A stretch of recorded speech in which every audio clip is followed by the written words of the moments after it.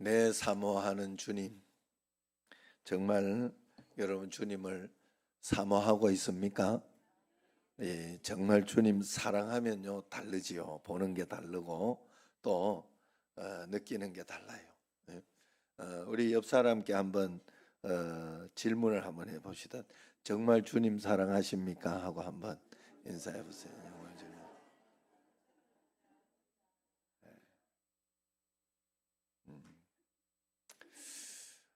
사랑하면 더 이렇게 열심을 가지고 가까이 하고 또 주님을 모시게 돼 있습니다. 우리가 그런 마음으로 올 한 해 잘 마무리하고 새롭게는 더 주님 가까이 가면 좋은 사람 옆에 있으면요 자꾸 좋은 일이 일어나요. 그리고 또 좋은 영향을 받고 또 좋은 삶을 살 수 있어요. 우리가 하나님 가까이만 가면 하나님 앞에 큰 은혜와 복으로 충만함으로 살아갈 줄로 믿습니다. 어느 목사님 이야기입니다. 이 목사님이 예배 드리기 직전에 문자를 하나 받았어요. 권사님께 문자를 받았는데 받은 문자 내용이 이런 내용인 거예요. 남편 팝니다. 사정상 급매합니다. 1982년 5월 10일 예식장에서 구입했습니다. 구청에다가 정품 등록은 했지만은 명의 양도를 해드리겠습니다. 시어머니는 덤으로 끼워드리겠습니다. 아끼던 물건인데 유지비도 많이 들고 성격 장애가 와서 급매하려고 합니다. 상태는 아주 좋습니다. 구입 당시에 A급인 줄 알고 착각해서 구입했습니다. 마음이 바다 같은 줄 알았는데 잔소리가 심하고 사용 시 만족감이 떨어집니다. 음식물 소비는 동급의 2배입니다. 하지만 외관은 아직 쓸만합니다. 사용 설명서는 필요 없습니다. 어차피 읽어봐도 도움이 안 됩니다. AS 안 되고 변심에 의한 반품은 절대 안 됩니다. 이렇게 이 문자가 왔는 거예요. 목사님은 예배 내내 이제 이 부부가 싸우셨나, 이게 또 둘이 갈라서려고 그래나, 이거 참 그러면서 걱정하다가 예배 후에 이제 인사하면서 나가는 권사님 보고 뭔 일이에요? 이러면서 물어봤더니 씩 웃고 가더랍니다. 그래서 알고 봤더니 예배 전에 여전도의 식구들하고 서로 문자가 재밌다고 이거 남편들한테 다 보내자 이래가지고 남편들한테도 보내고 목사님도 한번 보내자 이래가지고 대표로 이 권사님이 보냈다고 그런 거예요. 그런데 그것도 모르고 목사님은 예배 내내 걱정한 거죠. 목사와 이 평신도 생각이 다른 거예요. 목회를 하다 보면 가장 어려운 일 가운데 하나가 성도들의 가정에 문제가 생기고 또 어려움이 생겼을 때입니다.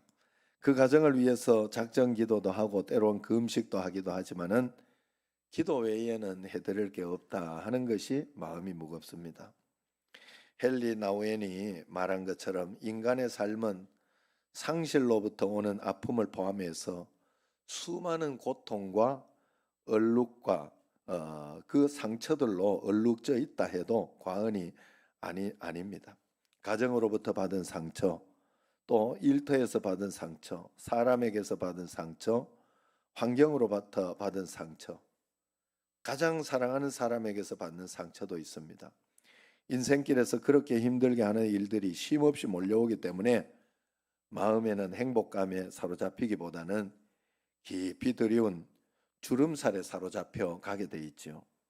오늘 말씀에 바울은 예수님을 만난 이후에 행복했어요. 그러나 그가 그 이후에 걸어갔던 그 길은 많이 힘들고 험했습니다. 그런데도 그는 지금까지 잘 달려왔어요. 그리고 지금 인생의 마지막 여정을 시작하고 있어요. 사도행전 28장이 끝나니까 27장이니까 마지막 여정이 아니겠어요? 그 여정에 대해서 너무나 잘 알았던 사람들은 그 여정을 이제 마지막인데 가지 마라 그러면서 만류했어요. 그러나 생명을 바쳐서라도 세계 심장부인 로마로 복음을 전해야 되겠다. 로마의 복음을 듣게 해야 되겠다. 왜냐하면 최고의 나라인데 복음이 없는 거예요. 지금 같으면 미국인데 미국 같은 나라인데 거기에 복음을 전할 수 복음이 전혀 없는 그런 나라이니까 그곳을 변화시키리라 하는 그런 마음으로 그렇게 떠나간 겁니다. 그런데 이제 죄수가 그래서 거기에 가려고 하다 보니 길이 이제 스스로가 죄수가 돼서 스스로 죄수가 되어서 여기에서 이제 판결하고 끝내도 예루살렘에서 끝내도 되는데 로마까지 압송되어서 그곳으로 가는 길을 선택한 거예요. 하나님 말씀 가운데 그 길을 잘 선택한 겁니다. 그래서 그는 예루살렘을 경유해서 로마로 호송 가게 되어 있어요. 가는 도중에 밀레도에서 이제 에베소 교회 장로들을 만났죠. 그 장로님들이 이제 기도를 깊이 하는 분들이니까 기도를 깊이 하는 가운데 이제 가면 사도 바울은 여기서 죽는다. 이제 거기에서 로마에서 마지막 생명을 바치고 그렇게 끝난다 하는, 그리고 고난과 환난이 기다리고 있다 하는 영적으로 뭔가를 먼저 보여줬어요. 참 여러분, 여러 가지 상황과 환경 속에서 어떤 일이 있는데 영적으로 하나님 보여줄 때가 있습니다. 그런데도 하나님의 뜻을 따라서 그것을 선택해야 할 때가 있습니다. 사도 바울은 지금 그 고난과 죽음을 결단하고 선택하고 간 거예요. 얼마나 귀하고 아름다운 모습입니까? 그러나 그렇게 죽기를 결심한다고 그의 길이 쉬워진 것이 아닙니다.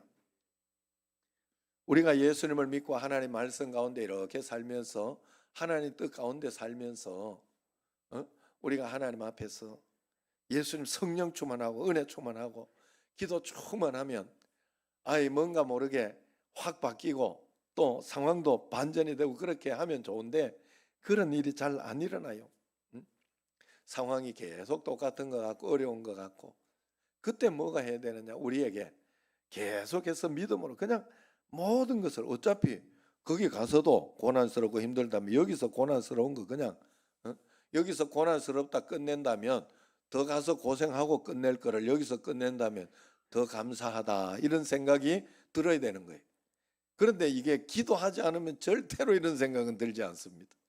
그냥 마음속에 내가 복음 전하러 가는데 왜 중간에 이런 어려움이 있나 하는 원망, 어떤 그런 불평, 이런 게 들게 돼 있다는 거예요. 이런 게 들게 돼 있다는.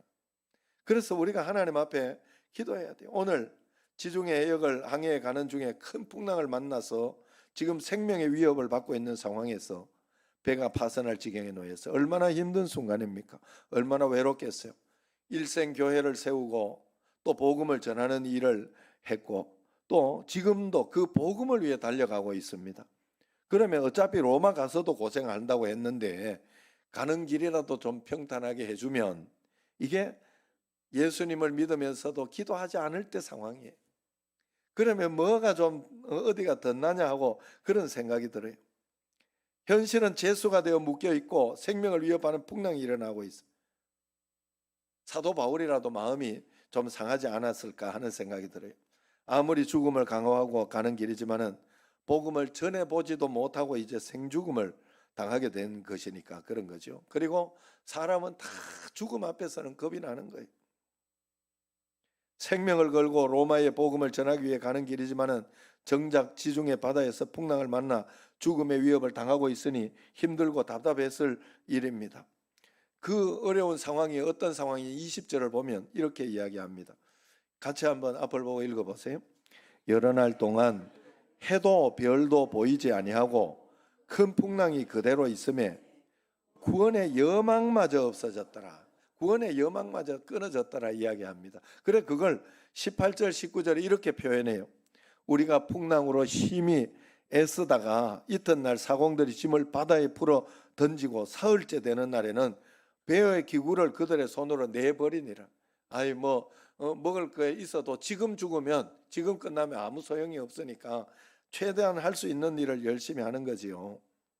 그들은 자신이 살기 위해서 소중한 화물들을 내려놓고 했습니다. 구원의 여망마저 끊어졌다고 하지 않습니까?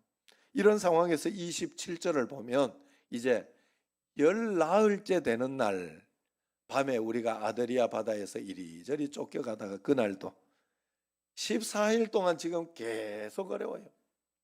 여러분, 우리가 하나님 앞에서 하나님 이 땅에는 풍랑이 있고 고해의 바다 뭐 이렇게 이야기하지 않습니다. 바다라는 것은 풍랑이 계속 일고 이렇게 파도가 치는 곳을 이야기하는 거예요.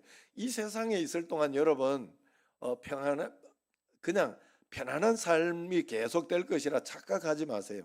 그러면 일단 여러분들은 기본적으로 기도부터 안 해요. 우리 인간이라는 게 그래. 목사가 그런데 여러분들이 안 그러겠습니까? 그러니까 하나님은 여러 가지 풍랑을 주셔요. 그리고 그걸 허락하시고 계속해서 기도하게 하셔요. 우리로 하여금 기도하게 하시는 거예요. 그래 우리는 기도하면 돼요. 그러면 더 좋은 것을 하나님 인도해 주셔요. 이번 주일에도 금요일 날인가 풍랑이 와서 금요일 아침에 무단히 저 뒤에 저게 또 TV가 안 켜지는 거예요. 저거 작년에 했죠. 작년에 했는 사람이 알지. 모르는가? 저쪽에서 했나? 이병기 집사님 했나? 둘 중에 하나인데 고성덕 권사님 했나? 예? 언제 했는지 모르는 거예요. 작년 맞죠? 임직할 때 했어 내가. 그래서 그랬는데 안 되는 거예요. 이 큰일 났다 저거. 저 150만 원 주고 했어요. 아이고 이거 저걸 또 어떻게 하나 또 저건 떼지도 못하고 이걸 갖고 왔다 갔다 이건 우리가 할 수 있는 일이 아니에요. 그래서 긴급으로 한 사람에게 이제 AS 1년도 안 된 거를 어떻게 이렇게 되냐 하고 AS 이제 한다는 심정으로 이렇게 하더니 그분이 이렇게 오더니 아이고 이거 뭐 한 2년 지금 된 것 같은데 2년 됐을걸요 이러면서 2년 됐다고 자꾸 우기더라고. 그래가지고 말도 큰 소리도 못해요. 거기도 갚으려면 그만이야. 나만 손해야. 이거 방송을 모르는 입장에서는요 완전히 이게 독박이 됩니다. 독박이. 다른 사람 물론 시켜서 해도 되지만 독박이라 해서 죄송해요. 이게 뭐 내가 핫도를 잘 치는 건 아니고 그냥 간간히 즐겁게 재밌게 하는데 재밌으라고 이렇게 하는 이야기입니다. 그래서 그래가지고 그것도 살살달 뭐 그렇기는 한 것 같은데 어쨌든 간에 그래도 이거 지금 이렇게 하면 나 큰일이다. 앞에 주일 예배도 있고 하니까 지금 저 옆에 있는 거 조그마한 거 하나 갖고 와가지고 일단 달아놓고 보이게는 해놓고 이거는 한번 내가 볼 때 여기 전원만 쪼개면 안 되니까 좀 AS 좀 해가지고 좀 다시 갖다 달라 그러면서 부탁을 했어요. 그러니까 그분도 그렇게 해주겠다고 그러면서 너무 내가 마음이 속상해서 그때 새벽에 나오는데 안 된다고 전사님이 급하게 또 이야기를 하니까 그래 그날 새벽에 설교가 짧았어요. 그래 서민이가 그날 새벽에 오더니 기도 받으러 오더니 아빠 웬일로 설교가 그렇게 짧아요? 이러더라고.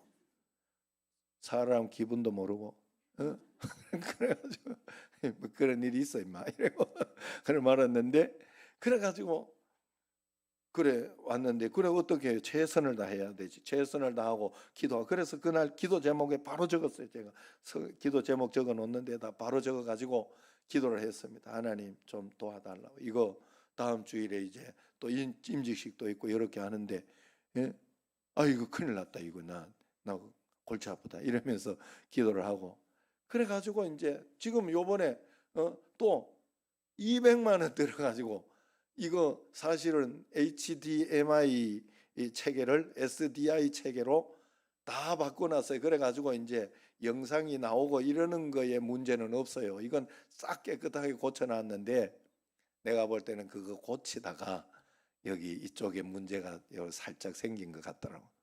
그래서 그래가지고 이제 떼달라고 그래 최선을 마지막까지 다 하고 있는 거예요. 그래서 떼로 올라갔어요. 자기 혼자 못 떼니까 도와달라 그래가 이영우 집사님까지 다 불러가지고 떼로 이제 올라가가지고 떼다가 이렇게 떼는 거는 좀 쉬운가 보더라고요. 이렇게 쉽게 이렇게 걸어놓은 뭐 어떤 그런 거라 가지고 이렇게 거기 뒤에 저는 꼽는 게 있어가지고 그거 뺐다가 다시 꼽아가지고 다시 켜보라 하더라고. 다시 켜지더라고. 그렇게 간단한 거를 여기 밖에서 불 끄고 켜는 거 그거 저는 차단하고 하는 그걸 못 찾았어요. 여기 선이 어디로 있는지 못 찾아가지고 그걸 밑에서 못 해보고, 그런데 위에 아마도 접촉이 약간 좀 덜 돼 있거나 어쨌든 뭐 하다가 그래진 것 같아요. 그래가지고 고쳤어요. 우연히 한 것 같지만 아니에요, 여러분. 그런 과정이 꼭 필요해요. 우리는 기도를 열심히 주님 앞에 하고 나면 하나님이 어떤 좋은 의사를 만나게도 해주고, 어떨 때는 우연히 어떤 사람이 이야기하는 중에 그게 하나님 음성으로 들어요. 그래가지고 그것 때문에 그러더라고. 예전에 우리 아내가 암을 발견했을 때 그랬어요. 그분이 이야기하더라니까. 만약에 이게 암이면 큰 기업 병원 가봐라. 만약에 이거 조직 검사에서 암이 나오면 내가 잘 발견한 거라 이러더라고. 요거는 그냥 대부분은 그냥 넘어가는 일인데 자기가 잘 발견한 거라고 그렇게 이야기합니다. 그렇게 하는 게 그냥 우연인 것 같지만 아니에요. 하나님이 한 걸음 한 걸음 인도하는 가운데 우리를 그렇게 돌봐주시고 인도해 주시는 걸 꼭 하셔야 돼요. 그래서 우리는 끊임없이 주님과 그래서 동행하고 하나님과 동행하고 동력하는 거지, 내 마음대로 살고 내 마음대로 내가 도깨비 방망이 하나 가지고 있습니까? 기도하면 도깨비 방망이처럼 꼭 내 걸 다 해줘야 됩니까? 하나님이 가장 좋은 걸로 해줘야 되지. 내가 그렇게 금식해가면서 구미 좀 있게 해달라고, 구미 시민교회 그대로 있게 해달라고 내가 얼마나 기도했는지 몰라요. 조합은 못 살잖아요. 우리 어머니가 조합을 구미에서 올려왔으니까 얼마나 좋아하잖아요. 그런데 나는 구미 있게 해달라고 기도했어요, 진짜. 그런데 하나님은 그 기도를 다르게 들어주셨어요. 응답을 하셨는데 다르게 들어주셨어요. 강명시로 오게 해줬어요. 남강교회로. 하나님이. 그게 가장 좋은 응답이잖아요. 우리는 그 하나님을 신뢰하고 믿어야 돼요. 하나님은 내 삶을 분명히 주관하고 계시고 분명히 이끌고 있어요. 하나님이 나를 창조하셨기 때문에 끝까지 AS 해주시고 끝까지 책임져 주신다고 걱정하실 거 없어요. 우리의 삶은 오래 살다가 보면 이렇게 닳기도 하고 여러 가지로 문제가 생겨요, 우리가. 그래서 5, 60대 되면 여러분 한번 생에 어떤 그 뭔가 반드시 생깁니다. 그래서 어떤 사람은 암이 생기기도 하고 어떤 사람은 안 생긴 거는 운이 좋은 거예요, 그냥. 그래서 그 일이 있다고 걱정하거나 두려워하지 말고 하나님 말씀을 붙잡으면 하나님 인도하시는 만큼 내가 가겠습니다 따라가면 좋은 것으로 역전이 됩니다. 우리 예수님 믿는 사람은 그거 하나 때문에 환난과 고난이 있어도 걱정하지 않는 거예요. 두려워하지 않는 거예요. 주님께 나아가는. 그럴수록 더 주님께 나아가는. 열 나흘째나 했으니까 차라리 아유 나 죽고 싶다 하고, 오히려 막 열 나흘이나 이러면 저 같은 성격은 우리 한국 사람들 성격이면 빨리빨리 해. 그래가지고 그만 도로 죽고 싶다 이런 생각을 할 것 같아요. 오늘 본문을 보면 이리저리 쫓겨가다가 그래요. 이리저리 쫓겨가다가 그렇게 파도에 하염없이 떠내려가고 있는데 사공들은 바다 한가운데서 혹 육지에 가까워오는가 계속 깊이를 재면서 가고 있었어요. 앞뒤를 구분할 수 없는 상황에서 이렇게 보니까 점점 깊이가 얕아집니다. 그러니까 사공들은 그걸 알잖아요. 그러니까 그 구조선을 내려요. 구조선은 이렇게 한 20명 뭐 이렇게만 탈 수 있는 배잖아요. 거기에 배 위에 하나씩 구조선이 있다고요. 그래서 그 구조선을 내려서 사공들만 싹 가려고 하니까 아니 배에 사공이 없으면 끝이지. 안 그래요? 아니 뭐 제가 살살 달랬다는 말이 뭔 말인가 하면, 방송에서 우리는 아무것도 모르는데 방송에 모르면 끝이에요. 다행히 우리 양희준 전사님이 거기에 굉장히 밝더라고. 뭐 하나를 이렇게 가르쳐 주는데 이 젊은 사람이 확실히 좋아. 이게 금방 배우더라고. 알 수 있습니다 이러더라고. 또 그래서 그러더니 해가지고 다시 엉켰어요. 이제 이쪽 영상을 돌리는 이런 게 있었어요. 그게 다시 엉켰는데 양희준 전사가 바로 풀더라고 그걸. 그래 어쨌든 우리는 지금 이제 그걸 막 이렇게 왜냐하면 방송 전문가는 따로 있어요. 그러니까 각자 전문이 있기 때문에 그런 일. 이 사공들도 사공이 없으면 배는 끝이에요. 거기 있는 사람들은 살았으나 죽은 사람, 뭐 운전할 줄가 있어야지. 안 그래? 그래서 거기에 배에는 사공들만 있은 게 아니거든. 군인들도 있었고 또 여러 가지 죄수들도 있었고 많은 사람들이 있는 가운데, 그래 군인들이 배를 그 구조선을 버려 던져버렸어요. 이제 완전히 구조선도 없고 완전히 희망이 없는 그런 상황입니다. 바울이 이때 마음이 어땠을까? 죽기를 각오하고 복음 전하러 가는데 복음 전하기는커녕 가다가 죽게 생겼죠. 이때 바울의 마음이 흔들리지 않았을까? 아마도 흔들렸을 겁니다. 마음에 굉장히 요동이 심했을 겁니다. 저도 이렇게 이런 일 생기고 저런 일 생기면 희청합니다. 처음에 마음에 진짜 그날 설교를 짧게 했다니까요. 마음이 이렇게 불편해요. 그러나 그래도 어떻게 합니까? 다시 기도의 자리로 가야 되지 않아요? 우리는 그거밖에 할 수 있는 게 없잖아요. 하나님 또 뭐 좋은 거예요? 그래서 내가 그때 아침에 아내하고 오면서 이거저거 하면서 들어가면서 그랬어요. 그래가지고 또 마음에 속상하니까 그러다가 마음속에 기도를 했잖아요. 새벽 기도 마치고 기도하면서 들어가는데 마음속에 희망이 탁 생겨. 야, 하나님이 요번에 임지 추대하고 이렇게 할 때 감사 예식하고 할 때 은혜를 많이 주실라나 보다. 하나님 더 풍성하게 해 주실라나 보다. 이렇게 해석을 했지요. 해석이 달라지는 거예요. 그러면서 마음이 하니까 똑같은 상황이지만 걱정하고 속상해하며 지내는 게 아니라 똑같은 상황이지만 희망을 가지고 하나하나 풀어보자, 이런 용기가 생기는 거죠. 사람이라는 게 그렇게 달라지는 거예요. 그러면서 계속 풀어봤기 때문에 그분 오신 분들이 그냥 우연히 이렇게 다 된 게 아니에요. 저는 끝까지 이걸 가지고 해결해 보려고 끝까지 이걸 가지고 가서 AS 해달라 그래. 그분은 자꾸 새로 가르라 하더라고. 아이, 돈 100만 원이 누가 이름인가 자꾸 새로 가르래. 지금 싸졌다고. 그래서 100만 원 정도로 내려왔다고 가르래 자꾸.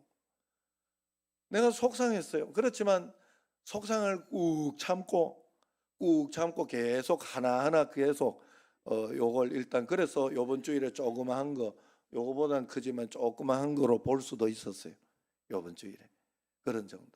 그러니까 그렇게라도 하려고 하나하나 풀어봤던 것이죠. 그러니까 그 과정 속에서 하나님은, 그러니까 마음이 얼마나, 내가 다른 거 막 근심되는 거 있어도 아유 이거 해결된 것만 해도 속이 시원하다, 이런 마음이 들어요. 150만 원 벌었잖아요.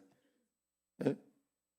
여러분 정말 하나님 앞에서 우리가 그런 마음으로, 어려움은 있지만 어떻게 하겠습니까? 실망은 돼요. 왜 실망해? 목사라도 실망이 안 되는 게 아니에요. 성령 충만한 사람이라도 그런 일이 있으면 실망이 안 되는 게 아니에요. 왜? 우리에게는 자유의지가 있거든요. 자유는 반은 나쁜 마음도 있고 반은 좋은 마음이 있고, 그 가운데서 한 70%가 좋은 마음이 있으면 그건 믿음이 좋은 거예요. 하나님 앞에 믿음으로 충만하게 있는 거예요. 그렇기 때문에 사단이 그냥 있지 않아요. 우리로 하여금 나쁜 마음도 주고 실망스러운 마음, 낙심하는 마음을 준다고요. 거기에 속으면 안 된다고요. 그냥 하나님 앞에 기도하면서 이겨내야 된다. 그래서 로마서 7장에 보면 사도 바울도 그렇게, 로마서는 마지막 성경 맨 마지막 부분에 쓰는, 일찍 쓴 게 아니에요. 데살로니가 전서가 제일 먼저 쓴 서신이에요. 사도 바울이. 로마서는 늦게 쓴 서신이에요. 거기에 보면 그렇게 신앙이 좋고 믿음이 좋았던, 충만했던 사도 바울이 7장에 뭐라 그럽니까? 오라, 나는 공고한 사람이라. 누가 이 사망의 늪에서 나를 구해주리라. 인생이 그렇다는 거예요. 유난히도 굴곡 많았던 인생을 살았던 도종환 시인도 이것을 이렇게 표현했어요. 흔들리며 피는 꽃이라는 시를 하나 썼어요. 흔들리며 피는 꽃. 꽃이 있다고 그게 꽃이 그냥 피는 게 아니라는 거예요. 흔들리지 않고 피는 꽃이 어디 있으랴. 이 세상 그 어떤 아름다운 꽃들도 다 흔들리면서 피어나나니, 흔들리면서 줄기를 곧게 세웠나니 흔들리지 않고 가는 사랑이 어디 있으랴. 우리 인생에 사랑하며 가는 것도 다 흔들리며 간다는 거예요. 젖지 않고 피는 꽃이 어디 있으랴. 이 세상 그 어떤 빛나는 꽃들도 다 젖으며 피었나니, 바람과 비에 젖으며 피었나니 바람과 비에 젖으며 꽃잎 따뜻하게 피었나니 젖지 않고 가는 삶이 어디 있으랴. 자는 가는 꽃이라고 안 하고 가는 삶이 어디 있으랴. 꽃과 삶에 우리가 아름다운 삶, 행복한 삶을 살기 위해서는 흔들리기도 하고 젖기도 하고 그런 삶을 겪어야 된다는 뜻이잖아요. 예? 여러분, 흔들릴 수 있습니다. 사도 바울도 흔들렸을 겁니다. 그러나 그는 흔들리면서도 믿음을 굳게 세운 거예요. 그의 승리의 비결은 자신의 강함에 있지 않았어요. 바울이 강인했기 때문에 배가 파손당할 상황에서도 괜찮은 게 아니었어요. 그의 강함은 다른 데 있었습니다. 오늘 모든 사람이 살 수 있는 가망성이 보이지 않아 절망하고 있을 때 바울은 주님 앞으로 나아갑니다. 말씀 앞으로 나아갔어요. 그리고 말씀을 받습니다. 말씀을 받은 후에는 그 말씀을 그대로 신뢰합니다. 제 마음속에 하나님은 이번에 추대식하고 제 감사 예식을 더 은혜롭게 해주겠다 하는 그러려나 보다, 이런 생각이 훅 드는 순간 걱정거리가 쑥 나가더라 이 말. 사람은 한 번에 두 가지를 이게 동시에 생각을 못해요. 한 놈이 마음속에 좋은 기쁜 마음이 들면요, 어두운 마음은 싹 떠나가게 돼 있어요. 동시에 두 가지를 생각 못 한다니까. 한 가지만 생각할 수 있어요. 그리고 우리는 좋은 걸 선택해야 돼요. 좋은 걸 선택해. 기도하지 않으면 불안한 마음과 우울한 마음이 그대로 있어요. 분명히 있어요.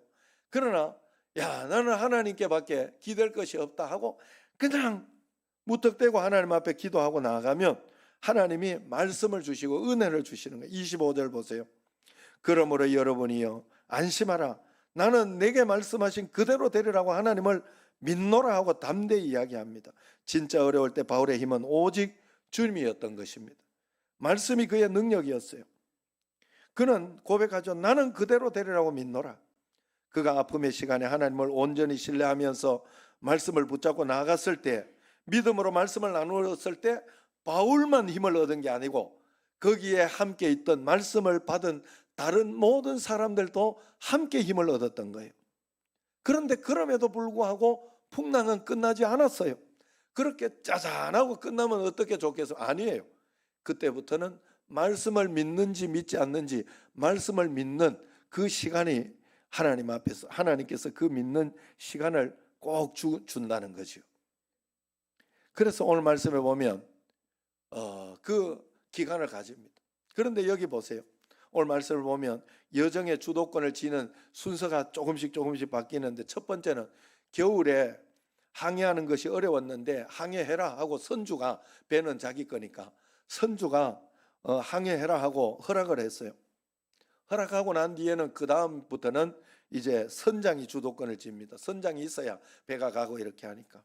그런데 위기 상황이 오니까 백부장이 이제 거기 이 정부 관료인 백부장이 위기 관리를 합니다. 주도권을 쥡니다. 그런데 진짜 위기 상황이 오니까 백부장도 어쩔 수가 없는 거 아니에요. 그러니까 진짜 위기 상황이 오니까 지금 오늘 여기 말씀에서 사도 바울이 주도권을 쥐고 지금 나가고 있어요. 사도 바울이.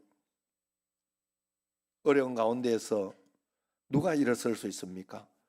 믿음의 사람이 일어섭니다. 하늘을 보는 사람이 일어섭니다. 말씀의 사람이 일어섭니다. 절대절명의 위기 상황에서 바울이 주도권을 쥐고 말씀을 선포하자 죽음의 공포로 덮여있던 그 자리가 희망의 역사가 일어나고 모든 사람들이 살 수 있을지도 모르겠다 하는 여망을 가지게 되었어요. 오늘도 말씀이 역사하는 곳에는 아무리 어두워도 희망의 역사가 시작됩니다. 아무리 답답해도 일어설 수 있는 힘이 공급됩니다. 하나님의 말씀에 붙들린 사람이 있고 그것을 전하는 사람이 있을 때 희망의 역사는 있는 것이죠. 말씀을 전한 다음에 바울은 떡을 가져다가 모든 사람의 앞에서 하나님께 축사하고 떼어먹기 시작했다고 합니다. 성찬식을 한 거예요.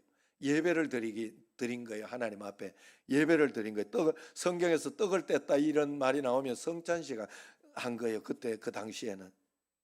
그래서 흔들리는 배 안에서 하나님께 마음을 다하여 전심으로 예배 드리고, 예수님 안 믿던 사람들도 다 와서 예배를 드리는 거죠. 살려고. 그렇게 하니까 그것이 그 예배가 바로 풍랑 이는 바다에서 건지는 진짜 도구가 된 거예요. 진짜 도구. 예배 후의 결과가 뭡니까? 36절을 보세요.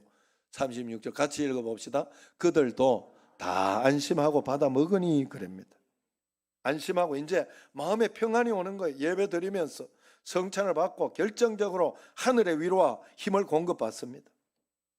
알퐁스 도데이의 별이라는 책에 보면 이런 글이 있어요.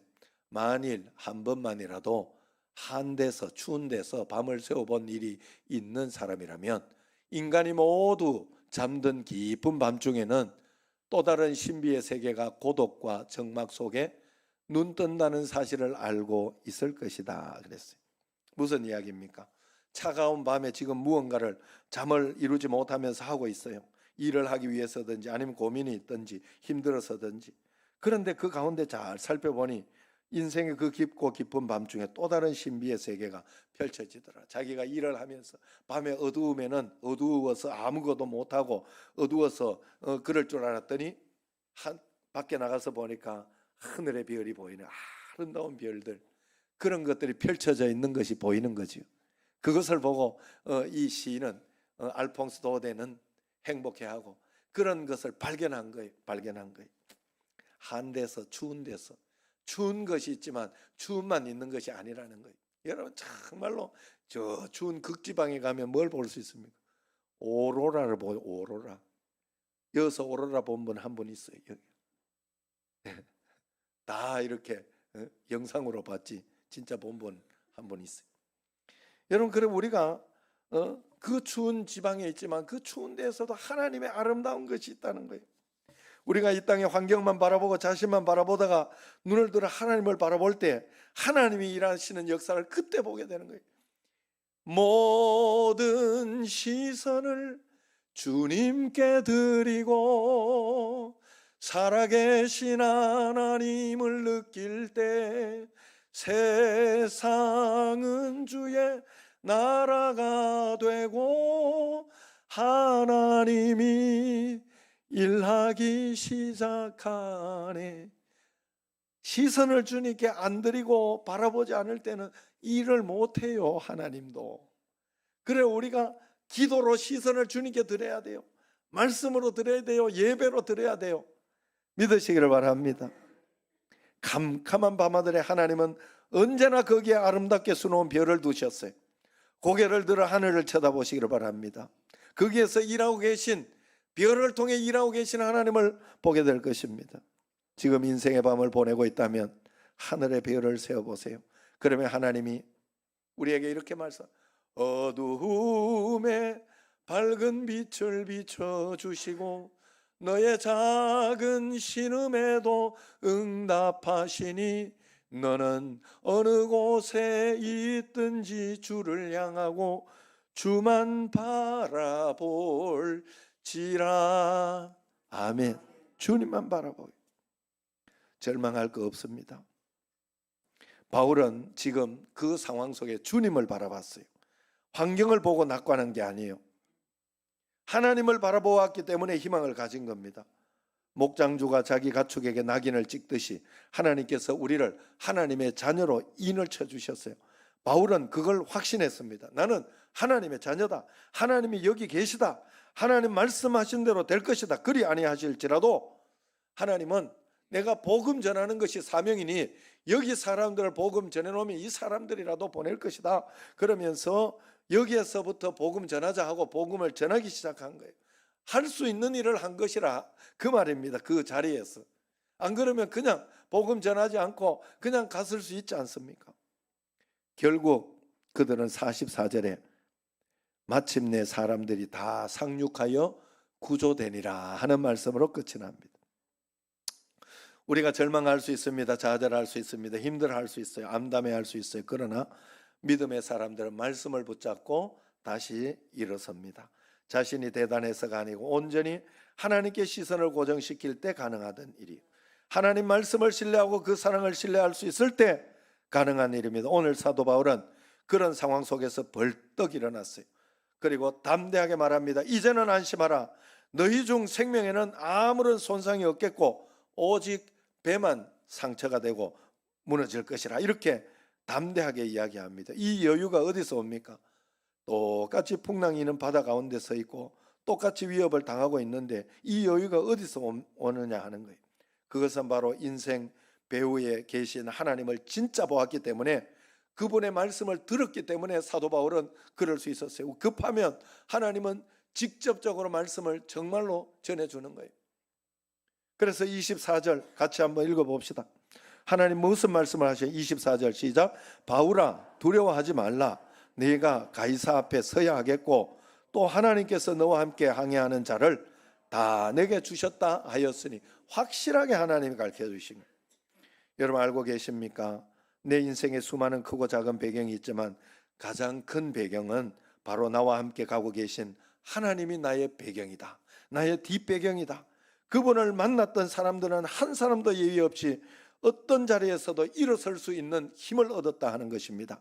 거대한 풍랑이 배를 위협하고 있지만 그가 의연할 수 있었던 것은 그분을 배웠기 때문이고 그분에 대한 믿음을 가졌기 때문입니다. 지금 로마로 가는 그 항해길에서 죄수가 선장같이 되었고 죄수가 인도자가 되었습니다. 우리도 하나님을 만나면 그런 인생을 살 수 있습니다. 감옥에 있지만은 감옥의 총무를 맡으면서 그 감옥에 있는 모든 사람들을 주도하게 되는 그런 일들도 하게 된다는 거죠. 그러면 우리는 그런 삶을 살아야 돼요. 이 땅 위에 험한 길 가는 동안 참된 평화가 어디 있나.